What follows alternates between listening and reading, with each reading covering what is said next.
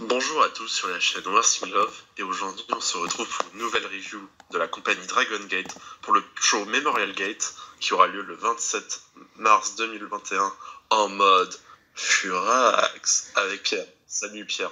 Salut, je suis content de ton intro. Toujours parfait ton intro, Émile. Mais oui, comme. Sur ma chaîne aussi. Ah oui, Lol. content d'être en mode Furax. Mais du coup, voilà, on va parler de Memorial Gate qui sera du coup le deuxième gros show de mars hein, pour DG, vu qu'il y a eu déjà Champion Gate en début Mars, de mois. un mois malade. Ouais, mars qui est un gros mois C'est pour un mois Dragon de- Gate, c'est le plus gros mois de ce début d'année, en tout cas pour DG, avant le mois de mai avec le Dead or Alive, tout ça, de toute façon on en reparlera en temps venu. Mais du coup, oui, le Memorial Gate, où il y a que 6 matchs qui sont annoncés pour la carte, hein, ça va être quand même bien plus petit hein, que le Champion Gate, ce qui est assez logique, vu que c'est le show du coup qui passe un mois après, donc fatalement les constructions vont pas être les mêmes, vont être moins importantes. Mais voilà, ça reste quand même un show qui est sur le papier, sans rentrer dans les détails des matchs, assez hypant, Emile. Ça va. C'est un peu le show de la détente où on en fait des plus petits programmes. On n'en fait pas trop, mais on construit bien les choses quand même. Oui, non, je suis assez d'accord, c'est assez bien construit en tout cas, mais du coup on va... Et Oui. la carte donne envie. Quoi. Oui, Même s'il y a des mecs, même s'il y a des catcheurs qu'on s'attend pas à les voir là, mais c'est ça la force de Dragon Gate, c'est de bien savoir les toucher au bon moment. Oui, moi personnellement j'ai pas une grosse hype, mais vraiment toute la carte a l'air cool, hein, vraiment toute la carte a l'air cool. Mais du coup on va rentrer dans le vif du sujet, rentrer dans nos pronostics et ce qu'on va penser des matchs. On va parler de l'opener avec un 8-man tag team match. Keizi, Suzumu Yokosuka, Genki Horiguchi et Yuti, donc Natural Vibes, ont affronté Shashi Okoboy, Punch Tominaga, Gurukun Mask qui fait partie de la Ryukyu Dragon Pro Wrestling et Oolun. Moi personnellement je vois une victoire de Natural Vibes hein, assez logique. C'est Natural Vibes contre l'équipe des Jobbers, à part Gurukun Mask qui est du coup dans sa compagnie habituelle. Mais enfin voilà, c'est pour push Natural Vibes, ils font souvent les tags d'opener et je vois pas comment ils pourraient perdre en tout cas. Surtout QT, pour moi c'est un jeune qui a push en ce moment. Et surtout que UT a une superbe winning streak. Et du coup, il faut que ça continue, il va pas perdre ce soir. Oui, je suis D'ailleurs, assez ça serait d'accord. bien qu'il passe dans un tombe. Il prend un tombé, je sais pas, sur Gurukun Mask pour le fun. Moi je vois plus C'est- Oolun se faire pin pour le coup. Ouais. Mais en tout cas, ça fait plaisir de enfin voir un mec de Ryukyu chez Dragon Gate, parce qu'on a vu pas mal de gens de Ryukyu, de Dragon Gate chez Ryukyu. Z, Yamato, Yosuke, Shun même Skywalker, le champion. Kota Minoura. Et Jinzoni. Ah, non, Non, ouais, bah, je me suis non, c'était pas Jason Lee, c'était Kota Minoura. Mais du coup, ouais, c'est cool de voir Gurukun Mask. Personnellement, je l'ai peu vu, hein, du côté de chez RDPW, parce qu'on a regardé quoi, 2-3 shows. Mais voilà, il est cool. Mais du coup, victoire assez facile. Hein. Pour moi, des Natural Vibes, c'est facile à pronostiquer. C'est un peu l'équipe. C'est un opener détente, fun, avec Natural Vibes et les jobbers. Lol. Oui, non, Voilà. je suis assez d'accord avec toi. Et je voulais rajouter un truc sur Ryukyu. J'espère que ça va se refaire plus souvent à des plus petits shows, genre inviter, je sais pas, Hibiscus Me, Ultra Soki, des gens un peu plus parlants même. Ouais, non, pourquoi Mais pas. de toute façon, il y aura une série de shows à Okinawa de Dragon Gate en juin, et là, je peux vous dire qu'on les verra forcément. Après, Hibiscus Me tourne déjà beaucoup chez Collega. Ouais. Ouais, donc Donc, moi je la vois c'est- pas, voilà, pas spécialement chez DG pour le coup. Regardez, les gars, j'aime bien. Hibiscus Me, c'est bien. J'aime bien Hibiscus Me. Ah là là. Mais du coup, voilà pour cet opener, on va pouvoir passer maintenant au deuxième match du show. Deuxième match du show qui est un 6-man tag team match avec Ultimo Dragon, Bokutimo Dragon et Ryo Saito qui affrontent le clan Horidi, BB Hulk, Kaito Ishida et Diamante. Personnellement, je veux une victoire de Horidi avec Diamante qui fait le tomber sur Bokutimo Dragon. Alors, faut savoir qu'en show de construction, Bokutimo Dragon a déjà fait le tomber sur Diamante et c'est un peu pour construire leur match 1 contre 1. Donc, moi, je vois un peu égaliser la construction sur ce match. Après, ça va être un match cool, et puis donner une victoire à Eridi, moi je trouve ça pas illogique honnêtement. Puis continuer, de toute façon, le grand but de ce match pour moi c'est de continuer la storyline entre Bokutimo et Diamante. Dont le match aboutira très bientôt, puisqu'au prochain Korakuen, il va se passer des choses, mais on en parlera plus après. Et ben, il y a tout simplement un Mascala contre Mascala, entre Diamante et Bokutimo Dragon. Ouais. Je pense que Bokutimo Dragon, ça va être fini. Je sais pas, je le sens comme ça. Non, oui, je vois. Je vois De toute après. façon, s'il y a un mec qui va perdre son masque dans le clan Red, c'est un certain Yuki Yoshioka. Oui, je suis complètement d'accord avec toi, Yuki Yoshioka, qui est d'autre que Dia Inferno. Mais du coup, ouais, voilà pour ce match, assez facile à pronostiquer. En plus, t'as Ishida. C'est un match avec la team. Comment Même si on est dans un match avec la team beaucoup, ça risque d'être un match avec du bon workrate. Oui, non, je suis d'accord. Non, mais les catcheurs sont tous bons, oui. Pas de souci avec ça. Et puis l'équipe c'est des tueurs. Oui, non, je suis d'accord. Mais du coup, voilà pour ce Six-Man Tag Team Match, sur lequel il y a globalement que ça à dire. Voilà, c'est pas non plus en matière de construction la chose la plus intéressante, mais du coup, on va pouvoir passer maintenant. C'est pas le show le plus dur à prédire au monde. Hein. Oui, non, je suis assez d'accord avec toi. C'est pas le show le plus dur à prédire. On va maintenant passer au troisième match du show, qui est un singles match, qui est l'un des 2 singles matchs du show, avec le match de Dreamgate dont on reviendra tout à l'heure. C'est Benkei qui affronte Hip Hop Kikuta. Alors personnellement, je vois une victoire de Benkei. Hip Hop Kikuta, ok, il a un petit push en ce moment, mais je le vois pas l'intérêt qu'il aille battre Benkei en solo pour le coup. Benkei, je vois pas pourquoi il perdrait contre Kikuta. Il n'y a pas nécessairement idée de push à mort vraiment tous les jeunes de R.E.D. Ils sont déjà bien push, SBK de son côté, Kikuta, il n'y a pas nécessairement à avoir une victoire 1 contre 1 contre Benkei. Je vois pas l'intérêt que Kikuta batte Benkei en 1 contre 1 tout simplement, donc voilà, victoire de Benkei. La streak de Ishikawa a été brisée au Royal Sambo puisqu'on a un nouveau champion de Royal Sambo, en la personne d'Ashigreco qui a gagné son premier Rumble. Et le push de Ashigreco continue. Ouais, en effet. Tout simplement. Et Kikuta, c'était pas le mec le plus important à push maintenant, surtout pour l'avenir, donc il y a le temps, quoi, je veux dire. Donc victoire de Benkei, le momentum de High End qui est phénoménal, clairement, Red est en pali, presque. Ouais. Et je pense que High End contre Red, c'est une éventualité à laquelle il faut se préparer, parce que ça va être la prise de pouvoir de Dragon Gate, pour l'avenir. Ouais, non, je suis assez d'accord. D'ailleurs, on en reparlera après du vidéo, mais oui, High End contre Red. Ouais. On en reparlera pour le Dead or Alive. Oui. Mais du coup, voilà pour ce match. Oui. On va maintenant passer à un et on va en reparler. Oui. Ouais. On va en reparler. Oui, on va reparler maintenant de High End et de Red, puisqu'on passe à un freeway unit fight. Donc voilà, tu expliqueras la stipulation après, Emile, parce que moi j'avoue que j'ai pas tout compris non plus. Mais du coup, on aura Masquerade, Kota Minoura, Jason Lee et La Estrella contre Yamato, Dragon Kid et Keisuke Okuda, donc High End, contre Eita, Kai et SB. Kento, je te laisse déjà dire en premier ton avis sur la stipulation, que du coup tu peux parler un peu dans les détails, parce que je pense que tu me l'avais expliqué, tu l'as compris. Je suis en train d'attraper Twitter pour vous expliquer plus en détail. Ok, pas de souci. Mais du coup, je vais dire en premier mon avis sur le match finalement. Personnellement, sans rentrer dans les détails de la stip, je vois High End gagner parce que il faut, pour moi, préserver tout le momentum qu'a High End depuis sa création. Il n'y a pas si longtemps que ça. High End a gagné tous ses matchs depuis sa création et également le truc que c'est un freeway unit fight et que c'est clairement pour montrer la unit la plus forte. Je vois pas l'intérêt de faire perdre High End pour le coup. Sachant que c'est eux qui accumulent du momentum, c'est vraiment le genre de style où je verrais pas la symbolique de les faire perdre. C'est un peu. Il y a R.E.D. là, dans ce match, il y a R.E.D. c'est le Bullet Club, lol. non, t'es méchant. Et High End c'est Chaos, voilà. Donc, sauf que là, ils sont bookés tellement forts à End que ils perdront pas. Et Masquerade, je sais pas, c'est LIJ, c'est les jeunes, c'est. Ouais. Pour le coup, là, LIJ, il y a un peu plus de qualité dans la comparaison, parce que Chaos Bullet Club, voilà quoi. Non, mais en même temps, on prend les exemples qu'on peut prendre. Hein. On fait ce qu'on peut, tu sais, New Japan nous aide pas. Du coup, l'équipe la plus forte, c'est clairement déjà l'équipe du champion Bravegate, Keisuke Okuda, Dragon Kid, qui est assez fort.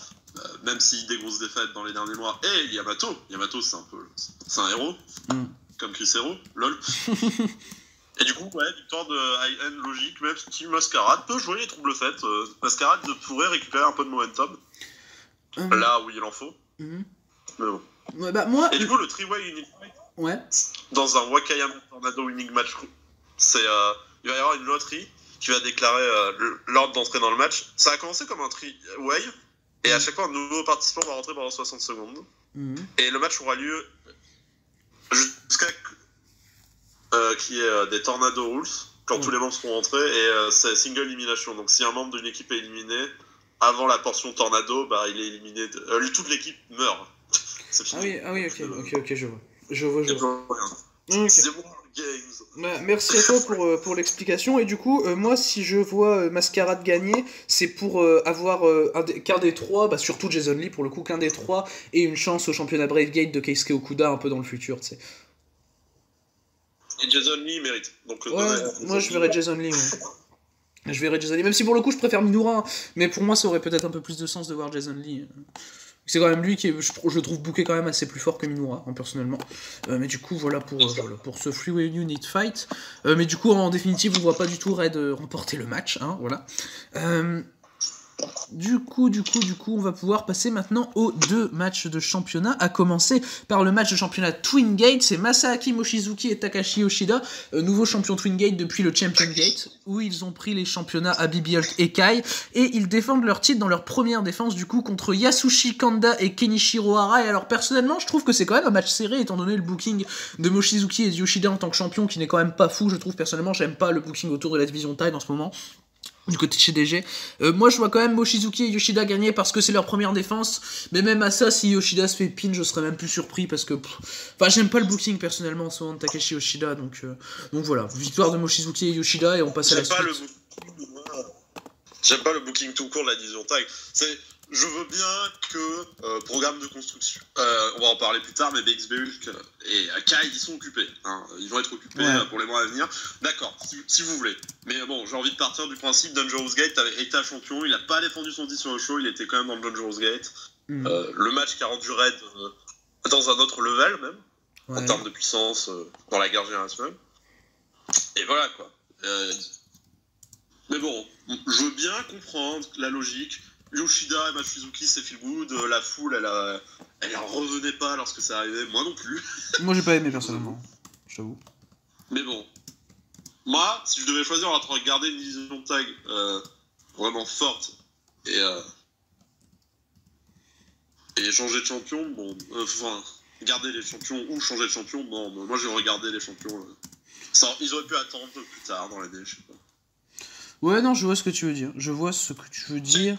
Faire un règne qui marque la division par équipe. Mais bon, de toute façon, Dragon Gate, ils aiment bien les storylines plus que leur championnat par équipe. Oui, je suis assez... et Victor, Yoshida et Mochizuki, voilà, bon.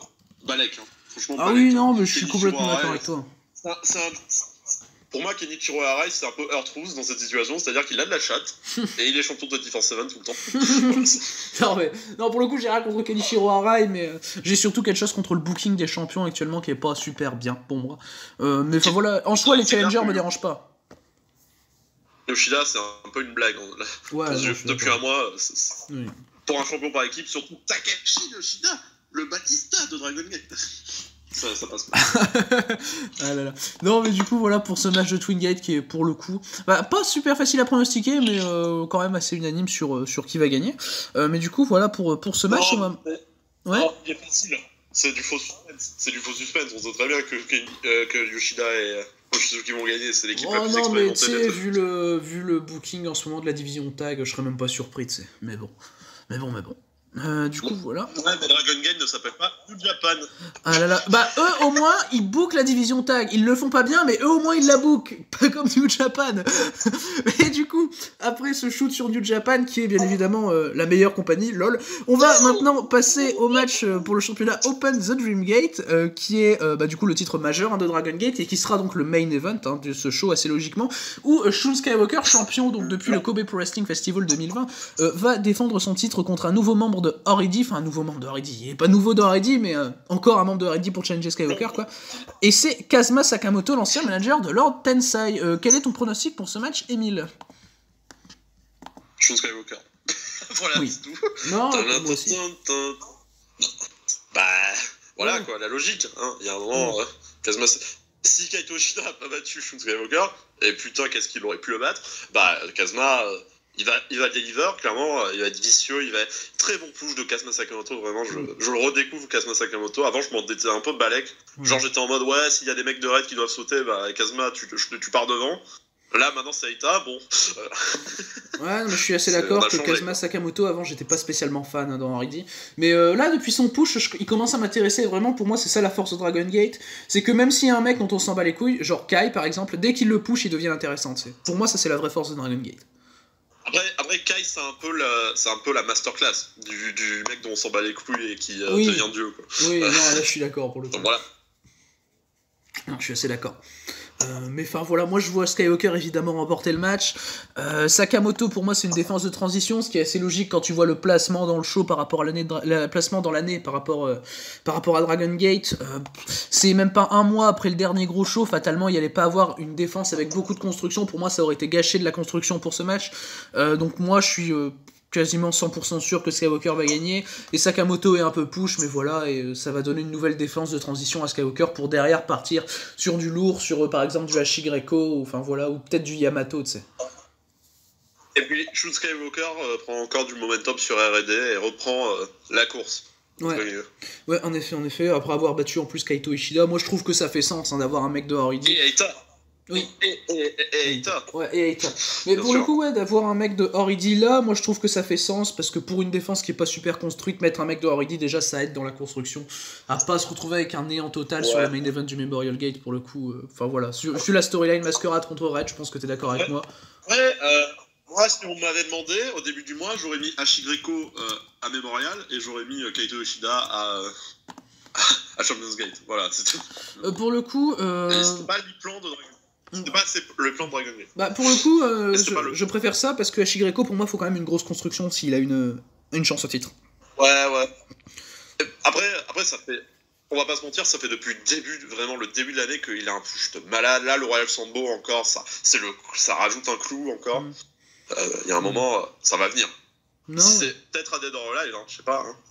Non, ouais, je suis assez d'accord. Pourquoi pas Dead or Alive si, Tu t'as peur d'un show marquant, autant que ce soit un show marquant. Ouais, non, je suis complètement d'accord avec toi. Du coup, si on parlait un peu, pour finir, de ce qui se passe dans le petit monde de Dragon Gate, Okura-kun. Ouais, bah, vas-y, commence. Et Speedstar, King of the Jungle, va revenir. Ouais, Masato Yoshino, ouais, qui va avoir un show spécial pour lui. D'ailleurs, le mois prochain, il y a un show spécial Speedstar Countdown, probablement pour faire revenir Masato Yoshino ou pour annoncer un retour de Masato Yoshino le mois prochain. Donc ça arrive. Il y a un Korakuen le 4, il me semble. Ouais. Ou Mascara contre Mascara, on vous a déjà dit le match. C'est Bokutimo contre Diamanté. Ouais. Un match à suivre. Mais ce n'est pas tout, puisque une autre personne fait son retour en même temps. Si, je vous promets. En la personne de Naoki Doi lui-même. On n'avait pas Yoshino, on n'avait pas Naoki Doi, on a les deux maintenant. Oui, qui vont revenir. Si, plus Et du coup, qui va faire équipe avec, je crois, Yamato et Dragon Kid. Si je dis pas de bêtises. Ouais, probablement. Avec en tout cas. Contre Kai, Lex Luger, contre Red. Bah, du coup, maintenant, des blessés, il nous manque plus que Super Strong Machinji, là. Strong Machinji, voilà. Il nous manque plus que Strong Machinji. Parce que Taketo Kamei va revenir aussi. Ouais, parce que Taketo Kamei... on verra le nouveau look de Taketo Kamei au show du 4 aussi. Ouais, en effet. Taketo Kamei qui sera dans les Natural Vibes, non? Bah oui. Ouais, voilà. Ouais, voilà. Mais du coup, voilà pour un peu les news. Je pense qu'ils auront un match à l'occasion. Ouais, non mais voilà du coup pour les news de tout ce qui tourne en ce moment du côté de Dragon Gate, parce qu'il y a quand même un peu d'actualité, voilà. Et du coup, voilà. Et on n'a pas parlé... Non, attends. Ouais. Attends, on n'a pas parlé du truc le plus important. Parce que Masato Yoshino, c'est important, je sais, évidemment. Et Naoki Doi aussi. Mais on n'a pas parlé de Dead or Alive. Ouais. Storyline. La storyline entre 4 hommes, Dragon Kid, SB Kento et Yamato Kai, pour un next level, puisque les deux ennemis affronteront les deux ennemis dans la cage du Dead or Alive. Oui, en effet. Et ça sera sans doute, même probablement, c'est sûr, le main event. Bon. Oui. Il y a énormément de storytelling déjà entre Yamato et Kai, SB Kento, Dragon Kid, tu fusionnes tout, ça fait quelque chose de magique, et qu'on verra qu'une fois chez Dragon Gate.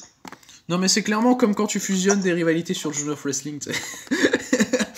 Ouais, c'est exactement ça. Ouais. On prend deux feuds hyper over, on les fusionne dans un seul match, et puis ça fait une magie. Oui, non, donc, le jeu, l'équipe gagnante sortira vivante, lol. Oui.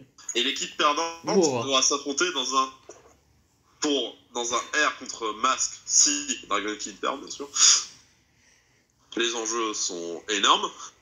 Et si c'est Kai Yamato Et si c'est Kai Yamato, c'est un R versus R. Ouais, bien. Ouais, mais ça sera pas. Ça devrait pas être ça. Bah pour moi non plus. Moi, je pense que Kai et Yamato ont la force de réussir à entreprendre cette équipe. C'est l'équipe qui a l'expérience. Ils ont la haine, mais ils ont l'expérience. Bah pour le coup, on en reparlera plus en détail dans notre review de Dead or Alive, mais moi personnellement c'est un match qui me hype et que je trouve très très logique à faire pour ce show.